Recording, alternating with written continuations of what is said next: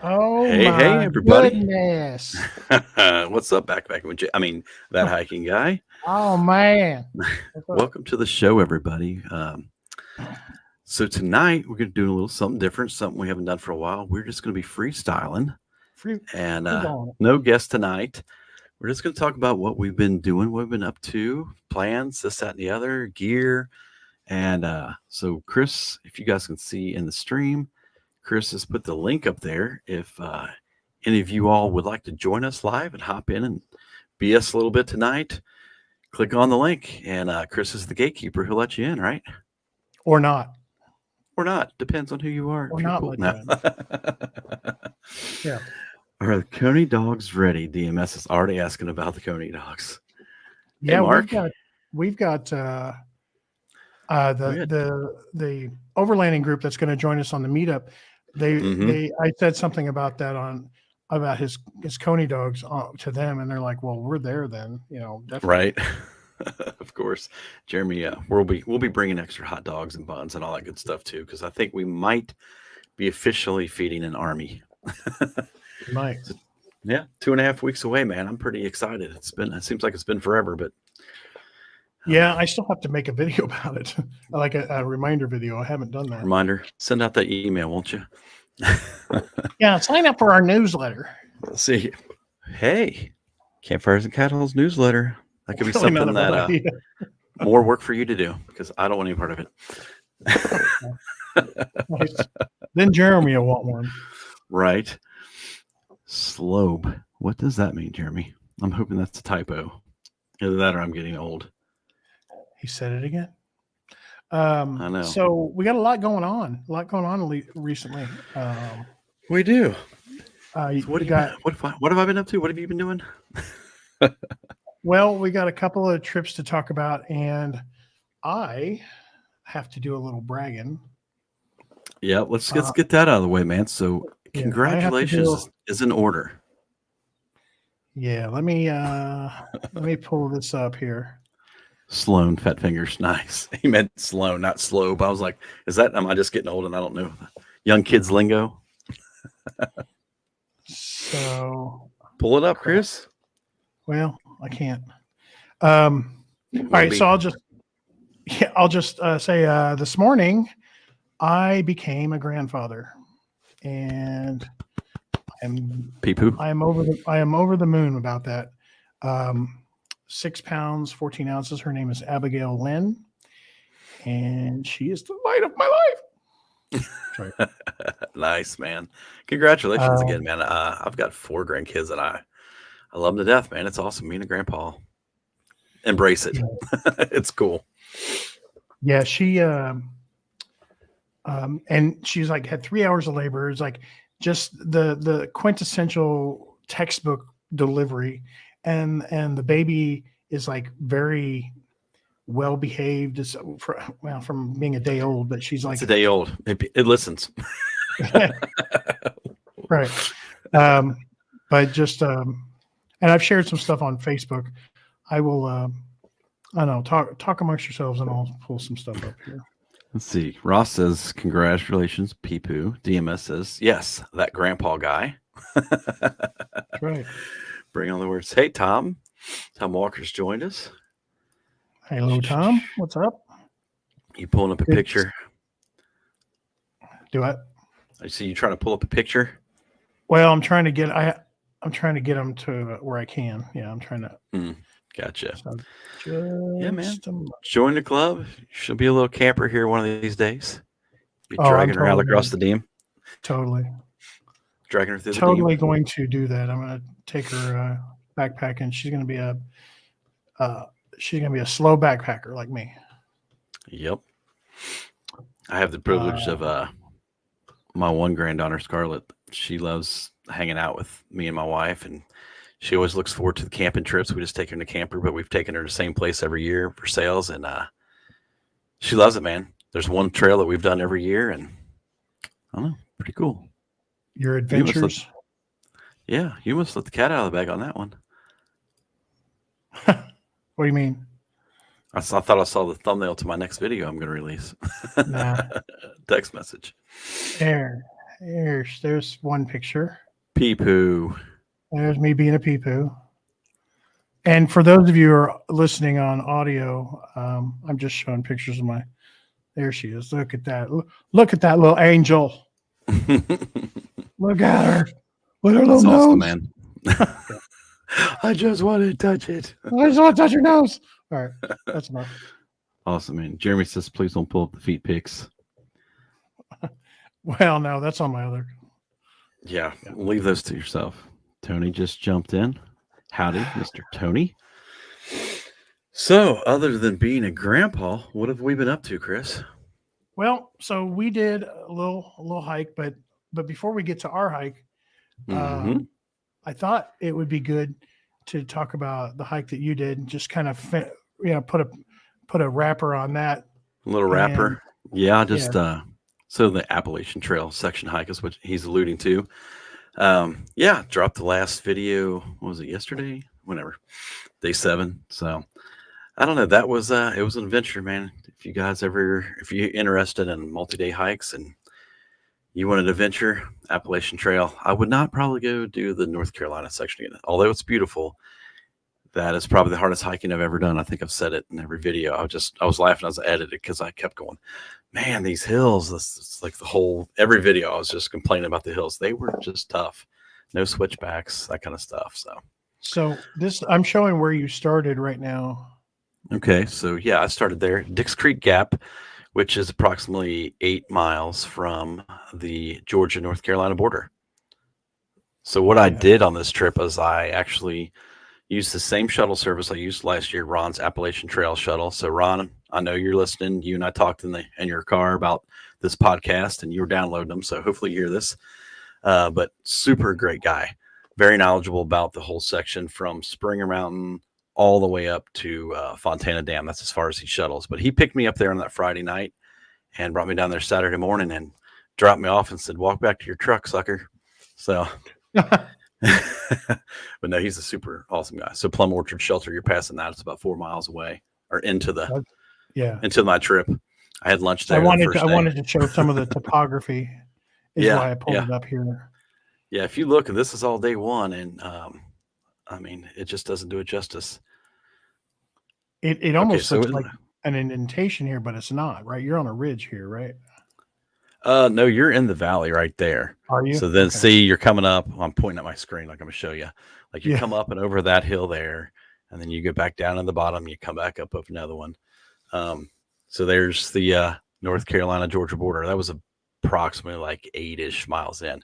And if you look at the thumbnail, and on my very first day, there's a sign on the tree, Georgia, North Carolina. And last year they actually put up that new sign, that bigger one. But if people saw that video, if you've seen pictures of that tree, there's a pipe in that tree. And the story behind that pipe is that pipe used to be just like screwed to that tree. And that's where they kept like a trail log for everybody that crossed the state line. You would sign in just like they do in the shelters and everything too. So pretty cool. This looks like, I mean, if you zoom out on this is a long way. Oh yeah. It was 98 miles. Yeah. So yeah, it's a long way.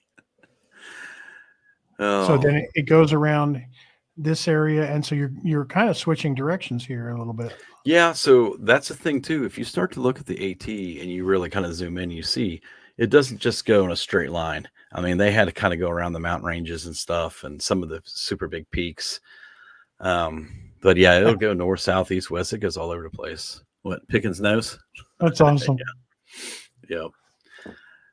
Yeah, but it's that Albert. So that Albert Mountain Fire Tower, I hit that on day 2.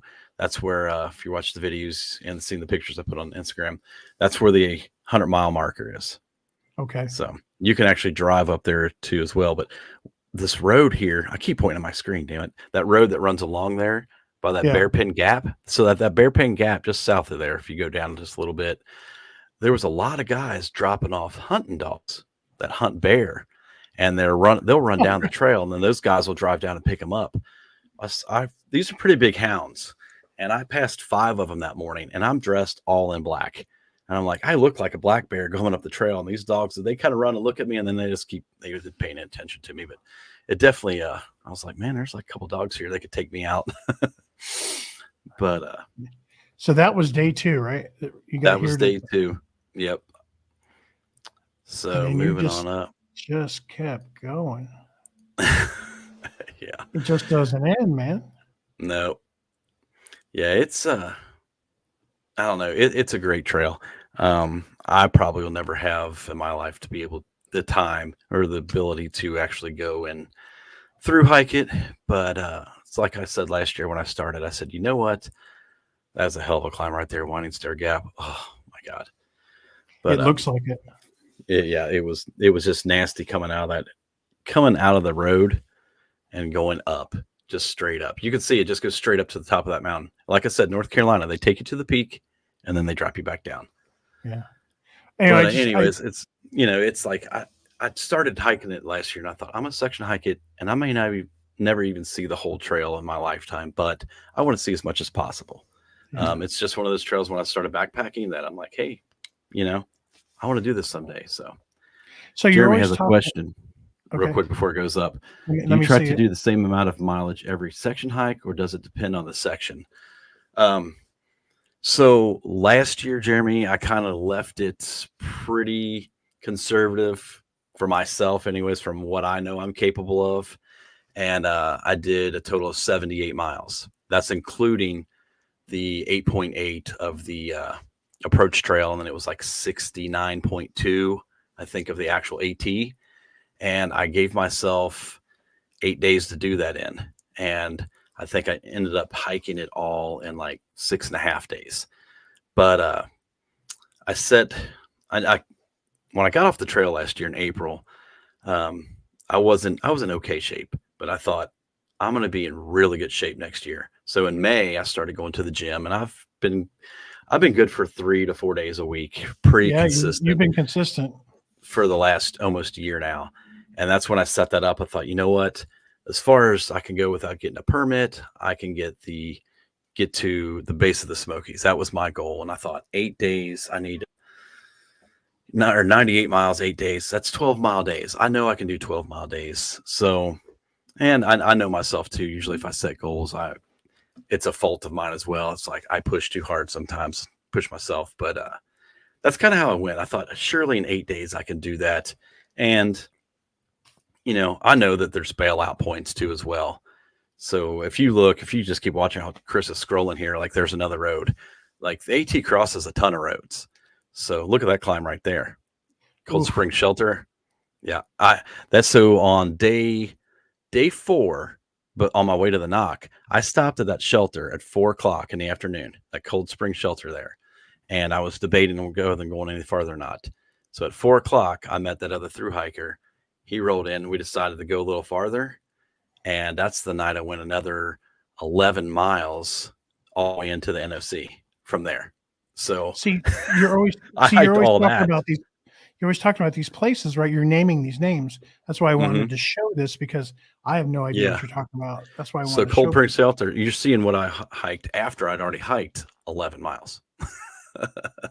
Ridiculous. Yeah.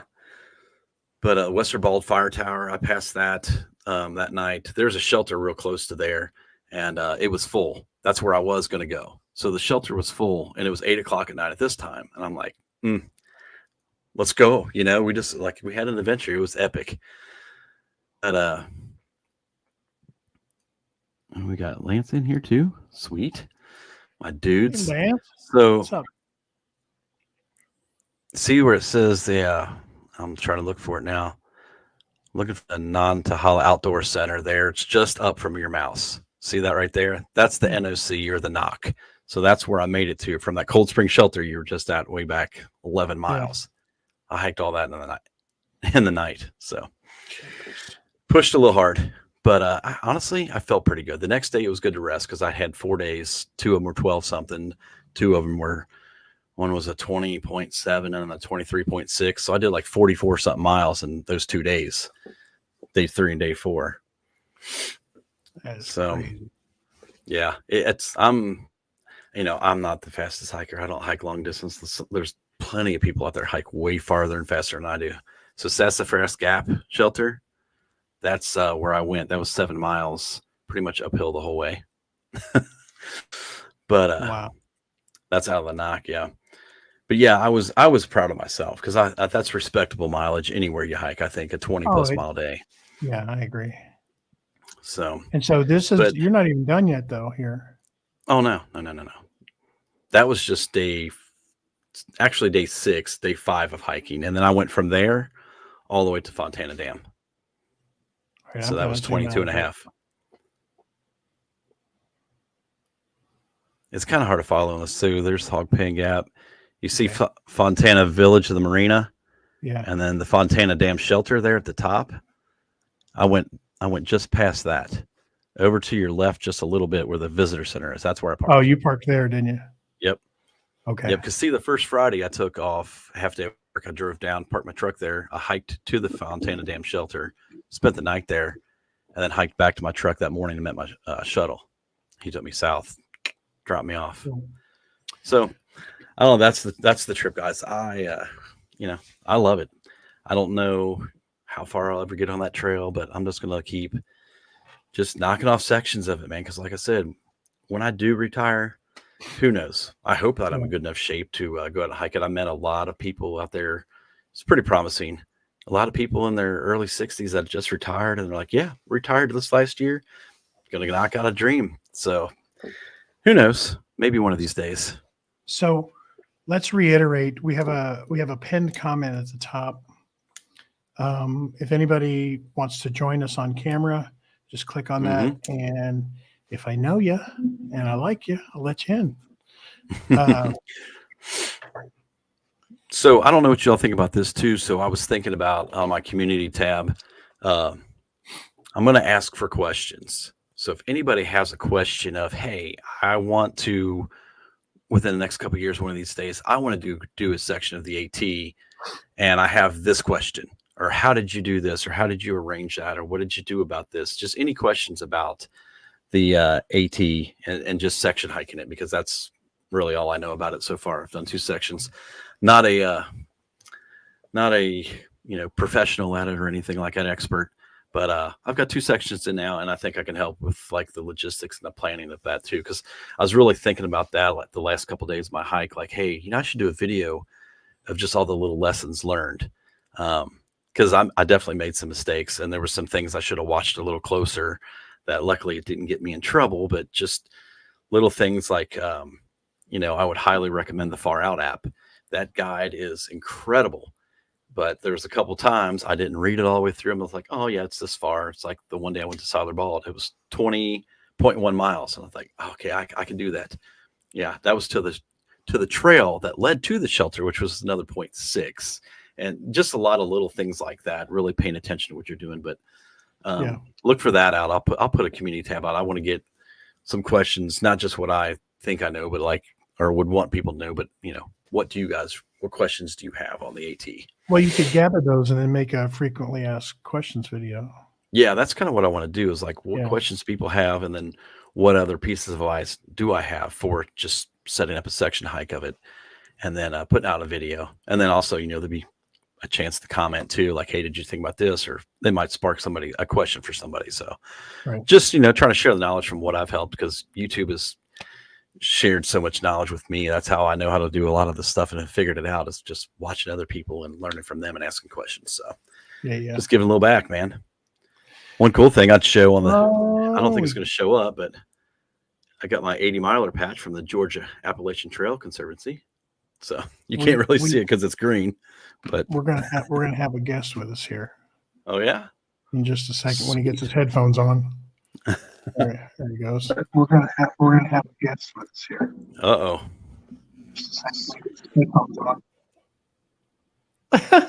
What is there, a delay in his stuff or what? Yeah, Tony, can you hear us? We're gonna have a guest. He's got an echo. Okay, no going to headphones, but hey, how's everybody? We're good, man. How you doing, buddy? Not too bad. I'm sorry we woke you up. Oh yeah, I was just packing for my next camping trip. Oh crap, man. Well, you're just in time, because we were just getting ready to segue into our AHT trip. Oh, very nice. Yep. Yeah, we did the Adventure Hiking Trail. Adventure Hiking Trail. 20, what did we end up? 25.5, something like that. Yeah, it was like right at 25 miles. It was kind of hard because that reroute threw our mileage off a little bit, but my watch, we definitely did right at 11 because I started as soon as we started the trail, started tracking it, and as soon as we pulled in the shelter, it was like 11.09. Yeah. So So the last day, what the map said was 14 out. So, you know. So, question for Tony. Nobody else talked to us. Tony comes in and steals the show. Oh, the ambulance build. It's getting there. I haven't been filming a whole lot because I've been doing all the work that nobody cares to see. Are you still working on electrical? Electrical, and I disabled one of the dual gas tanks because the switching valve wasn't right, and trying to get the gas gauges to work and stuff like that. I thought that was a good idea, though. You said on your post that you might use that other spare gas tank for your diesel heater. I'm like, that would be pretty good. I'm trying to figure out the gallons of the main tank and decide if I need the extra fuel to replace the valve and all that. But right now, I've just been bypassing stuff and ripping the wire, trying to get it running good before I start to build.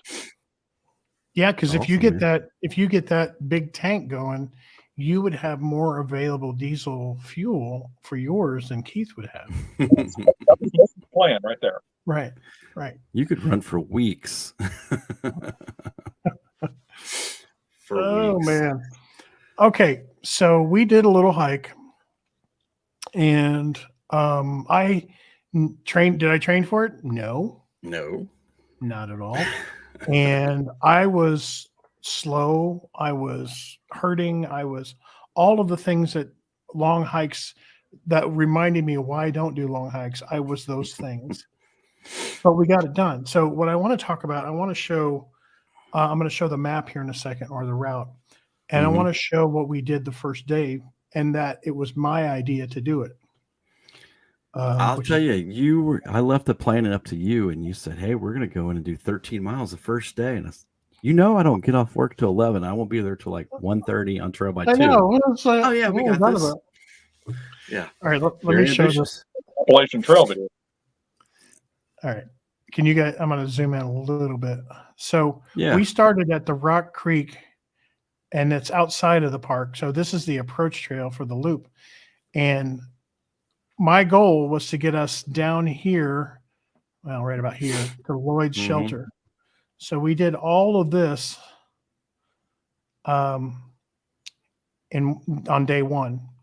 And one thing I want to zoom in and point out is I thought it was going to be 13, but it ended up being 11, because this area right here by the Blue River that we got almost drowned on last time we tried, is actually rerouted. So when you come down here, you now right hit there it where you're pointing to. Yeah. You now hit it right here, and you go along here, and this section is beautiful. This has cedars and just gentle. We made up time here. A lot of rock too. A lot of rock, like walls and cliffs. And we came to this waterfall, which is what you saw in my video, and then it meets back up at the trail. So actually, all of this is now rerouted this way. So that's what cut about 2 miles off, and which was, I was okay with that. Could you imagine another 2 miles by the time you got to the shelter that night? No. You were done. I was done. You were cooked. So we got all the way past the Pioneer. We got down, the Lloyd shelter is down here.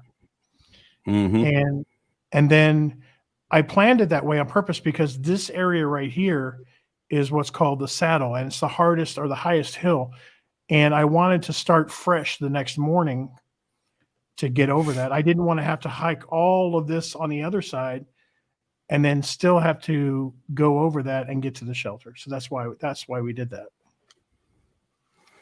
Yep. But then day 2.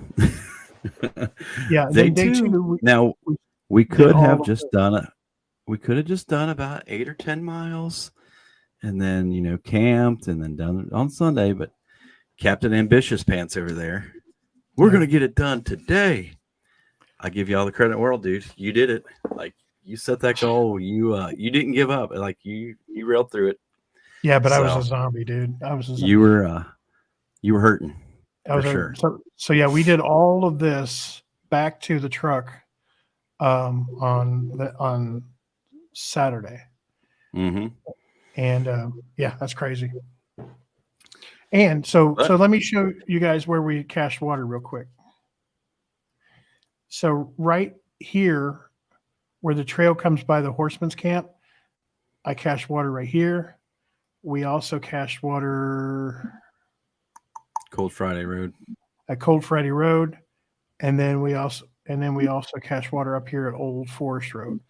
So the reason I did that is because I wanted us to be able to get some water before we got to camp and have water to cook with, and in the morning before we got this hard section. And then after we get through the hard section, we would be rewarded with water again.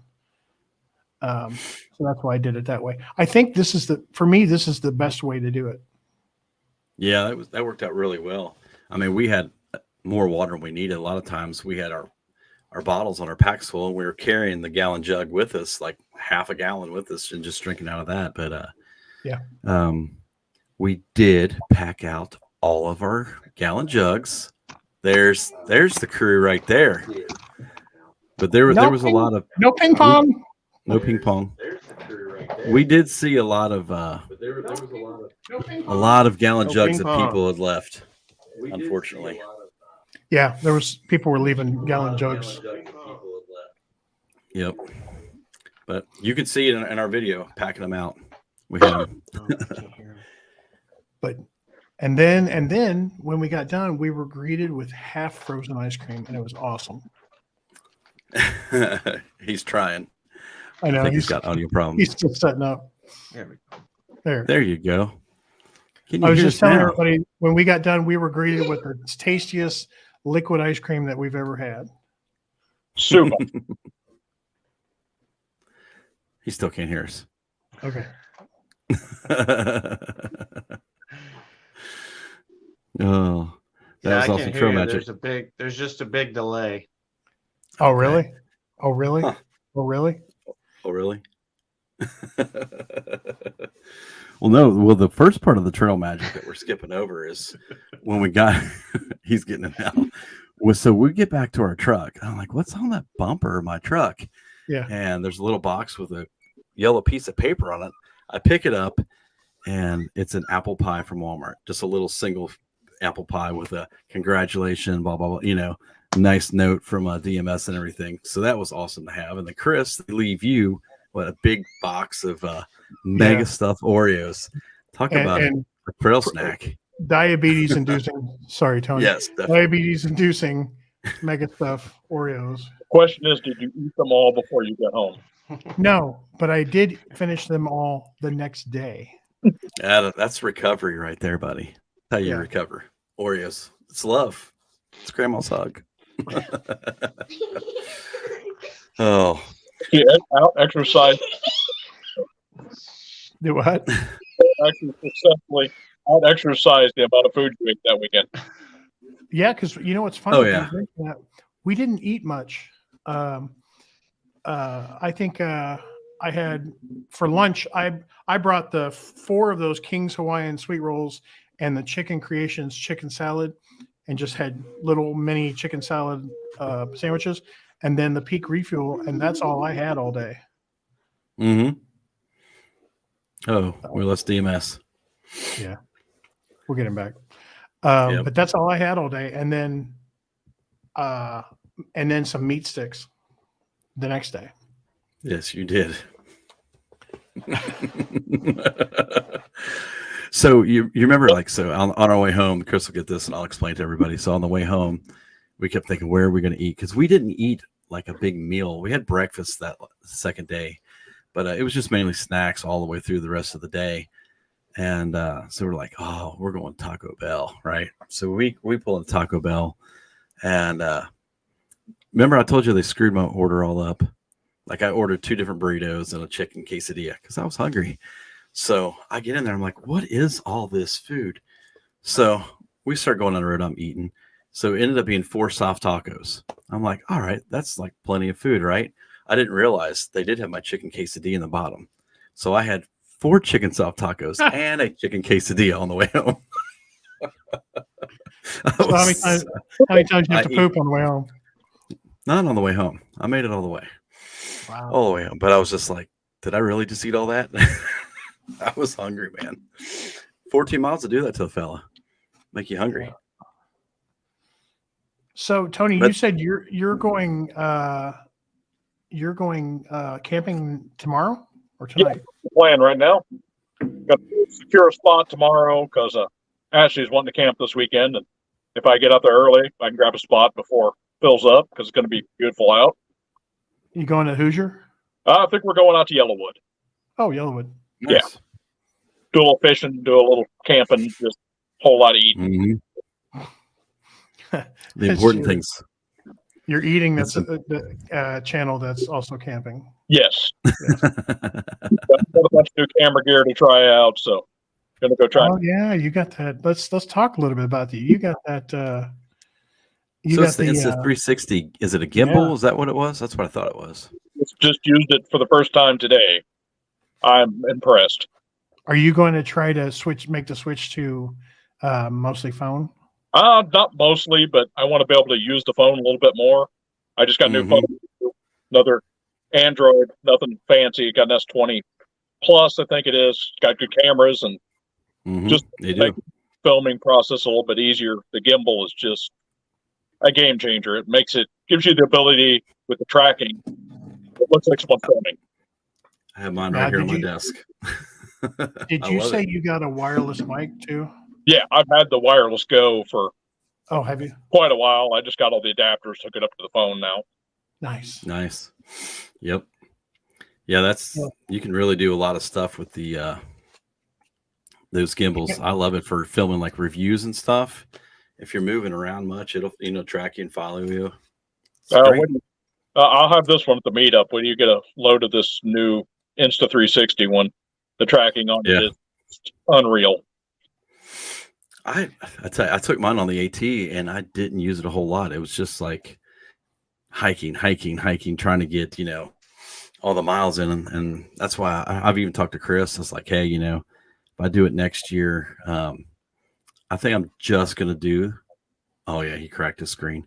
I'm just going to do the Smoky section, 74 miles, 7 days. I'm going to average 10-mile days and take my time and really get good shots, enjoy it, capture it. Some wish on your last 5 videos. So some miles. Listen, I can't. I hold my own, but I cannot hold a candle to that man. I've met Jason Wish in person. He is a super, super nice guy, but he hikes fast. He makes me look like a sloth. I don't know. He's fast. He's fast for sure. I cracked the screen on my 11. Can you see it right there? Ouch. Mm-hmm. Oh, I was so upset. But yeah. Old DMS says, yes, I just bought it too. Haven't got it yet. So he must have got the 360 gimbal. He's gonna like it. It's pretty cool. So what differentiates it from, say, like the DJI? The AI tracking on it is a lot better. I've never played with the DJI. I've got a big dumb gimbal for my full size, which is the tracking on this, you can walk behind trees, you can walk out of shot for any amount of time and come back in. It will pick you up. You can have nice. It will learn you. You can be in a crowd of 10 people, and it will follow just you. So it's got good recovery. And it actually uses AI to recognize the person rather than just an object. Nice. Right. What does it compare in price? Exact same price. It was $159. Really? Yeah. Really? That's good then. The only problem I've had with mine so far tracking is, I don't know if it's necessarily tracking, is it has the hand gestures to where I can stand out in front of it. So doing reviews by myself, get the screen, shot all set up and everything, get out there, hold your hand up, boom, it'll shoot and follow or just shoot, right? So what I found is I can't use that feature because you're doing a review. A lot of times you're showing things with your hands, blah, blah, blah. and I'll get halfway through the review and I've moved my hand some way or something, because we all talk with our hands, and I find that it recorded up until the first time I went like this or something, and then it shut off. So it's either that or tie my hands behind my back. So something. So but other than that, I have, if we're going to do a little show and tell, the Crane M2, Zoom Crane M2S, and I got this for my GoPro. Now you're thinking, well, you don't need it, Chris, because GoPro has really good stabilization. Yeah, but if you're trying to use an anamorphic lens, you get a warping effect if you have the stabilization on the GoPro. Yeah.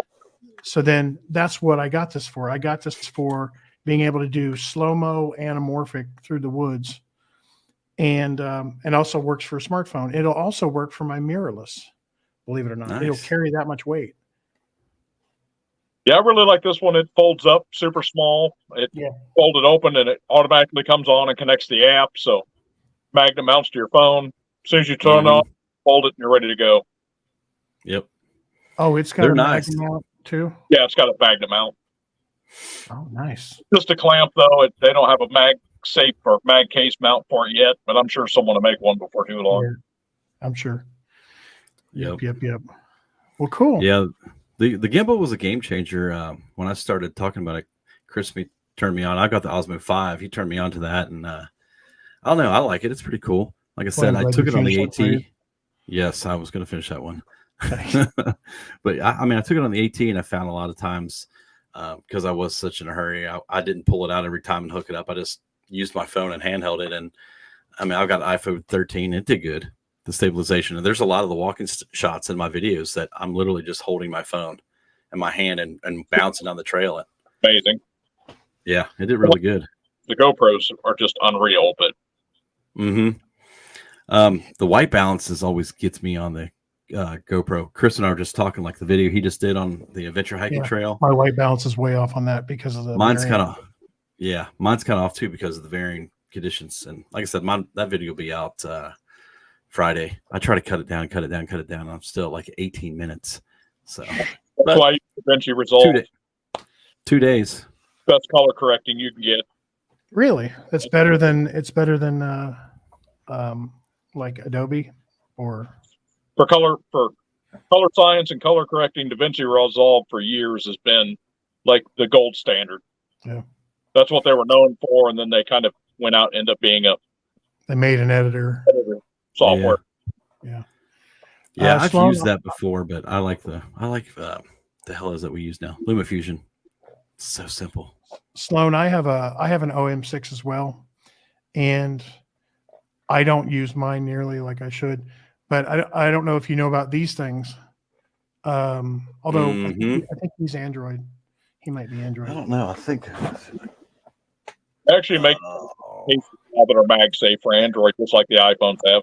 Oh, do they? Mine's in my other room. But yeah, those are nice just to go in the back of your phone right there, clip it on, and then it just sticks right into that little pocket on the Osmo. Yeah, it's golden. Nice. Golden. I need to use mine more. I got all kinds of stuff I need to use more. That's why this giveaway is going to be just fantastic. Giveaway? When are we doing that, Chris? Well, I'm glad you asked, Brian. Segue here.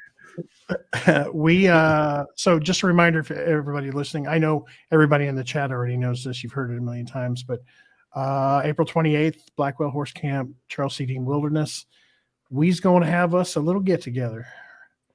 We're going to have ice cream. We're going to have coney dogs. And I think I will do the giveaway like you suggested, Tony.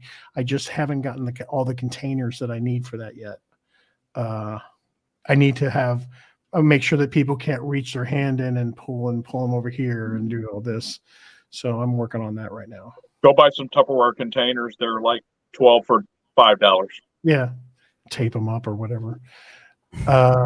So we're going to have a giveaway and a lot of good stuff. I'm cleaning a lot of stuff out of my gear closet, and I've got other people. Well, Brian, you said you were going to donate stuff. I know Keith is. Jeremy is. Ross said he was going to give $100 for REI this time. I have one of these that was sent to me. Yeah. the giveaway, and one of the work lights. Yep. They're going to the drawing. So just lots of good stuff, man. I mean, but the big prizes, I think I'm going to do what you said, and you can put as many. You get a certain number of tickets, period, and you can spend them all on the big prizes, or you can doll them out between the big prizes, or you can, across everything. Right, Like what you said. Yeah. You can even do I have a blue skillet to put in. one ticket. I'm sorry? I said you can even do that. Do the way I told you with giving people one ticket. You just do the big drawings first, and then everything left over goes in the big bucket for everything else. Oh, that's a good idea. Yeah. Yeah. Yeah. How to get rid of Chris's junk. Right. That's really what it boils down to. Yeah. How to get rid of Chris's junk. Okay. Well, does anybody? It'll be good times. Does anybody else want to come in and say hey and that kind of thing? If not, that's fine. We may not go the full hour tonight. This is just a just kind of a. That's what she said. We wanted to get the talk about these trips out, but also I do want to mention that our next guest in 2 weeks, you need to be on this one because it's my buddy Brian Gallion from Off Grid Backcountry Adventures out in Colorado. He's got a huge channel. And he has been living the nomad truck camper life for 7 years. In the back of his Tacoma. In the back of his Tacoma. And so he's got a lot of knowledge on campsites out in Arizona, Colorado, all kinds of places. He's got a lot of knowledge on the nomad lifestyle. So it'll be a lot of fun. I think it'll be interesting to pick his brain. Smart dude. Definitely. I don't think you said. What are the dates of this meetup? Oh, well, I'm glad you asked. April 28th, Charles C.D. Mulder's Blackwell Horse Camp. All that place. April 28th. It's going to be in 2 weeks, right? Yep. No. Yeah, a little over 2 weeks, 2.5 weeks. And we should have a lot of newcomers, it sounds like, from what the Indiana Overlander group has been telling you. They should have quite a few people out there as well. Fuel Quest coming down. Yeah. We've got possibly Backpacking with Jason coming up. Possibly some more Ohio guys. We've got somebody from out west. Girl with Dog Adventures. Or Girl plus Dog. Girl plus Dog Adventures. She's coming. She said she was going to come out. I think I heard Goat might show up. So yeah. I haven't seen him since last year at the Gorge. So, I mean, it's getting bigger, what she said. And it's going to be, if this one's going to be this big, I hate to see what the fall is going to look like, because fall is kind of a great time to camp anyway. Yeah. I'm just hoping you got your luck of no rain when we get there. So you guys have had this outing now with zero. We really have. JK's coming. John Kelly. Sweet. Good. John Kelly. We've had a great stretch. We really have. Every day that it rained, I was on the AT. The one day it rained, I was inside that day, and then I finished before it rained. We just did a whole weekend trip last weekend. It didn't rain. No rain. How do we do it? What are we doing right? I think we finally sacrificed enough. I think we finally sacrificed enough to appease the rain gods, and they fell off on us. All I know is you had every bit of every season, I think, on your AT trip. Yeah. So the first morning I woke up, it was 12. And then the day I finished, when I got back to my truck, it was 82. So like it was all over the first 2 days. So I've told some people, I don't think I've talked about it. This is just so funny. So I had 2 1-liter water bottles, one on each side of my pack, and then my 750 ml on my shoulder strap. Right when I got to the shelter there, I filled both my water bottles up, filtered them. I had plenty of water to cook with, and I was going to have water for breakfast in the morning, this, that, and the other. Went to bed. My 750 ml had some a noon tablet in it. It was only about half full. I put everything upside down because I was always told put the caps down, it'll freeze from the top down, right? So you can still get water. I woke up the next morning. Those 2 1-liter water bottles were frozen solid. Of course, it was 12 degrees. And my 750 mil was just slushy. So it never got above 30 degrees until day 3. So I carried those other 2 1 liter 1 liter water bottles for 2 days, frozen solid. I didn't even have anywhere to get rid of them. Like I couldn't just like throw them in the trash can or nothing. I had like to carry. when you were thirsty, you just like licked them. I just licked the bottle. Yeah, I literally carried 2 frozen liters of water for 2 days that I couldn't touch.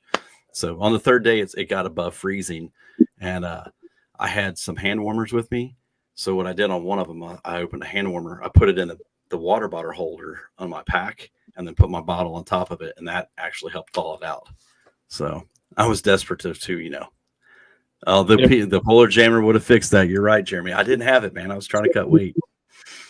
But yeah, so that was a little mishap. Do what, Tony? If someone would have just added 3 ounces of their gear and took a Polar Jammer, lesson learned. What I would have done is I would have not filtered water and filled those bottles up before I went to bed. I would have emptied them out.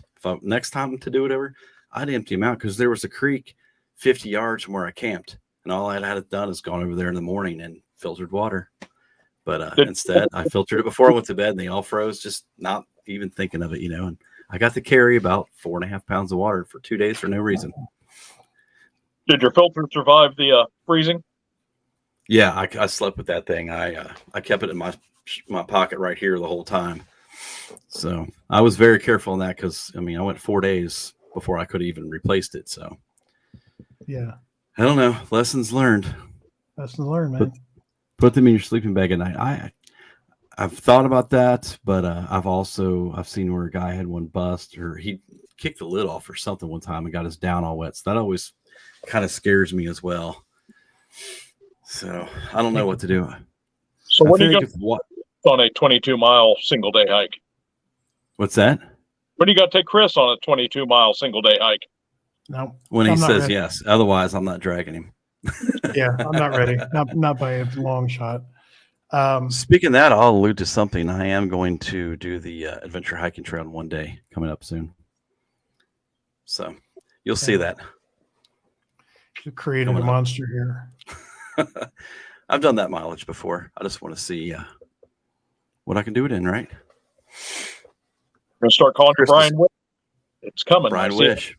Hey, I've been called way worse. That man's a legend. I don't know. I've been calling him Brian. You wish. Yeah, but that's more like it. Exactly. Yeah. I'll take that. Yeah. Jason's tall and lanky, man. He's a lot taller than me. He's got longer legs. I think that helps. I'm a short little dude. I think we had talked about, so a long time ago, I attempted the Adena Trace, and I attempted to do it in one day, and I still want to do that at some point. I'm just this hike proved to me that I'm not ready for that yet. So yep. I have training to do. Pretty soon I'm gonna start the 75 hard thing that Philip Beal's doing, and where you work out 45 minutes twice a day and do all these other things. I'm gonna start that, and just in time for Elbert, and maybe I'll do the thing after Elbert. I don't know. We'll see. Did you guys know I was going to climb Mount Elbert? Never heard of it. Where's that at? Where's that? In Colorado. Yeah. That's why in that, whatever day it was, day 2, day 3 of my AT trip, and I was sitting there and I said Mount Elbert when I was meant to say Albert Mountain. That's why I just left it in. I was like, that's too funny that I just slipped up and said that. I've heard Mount Elbert a few times.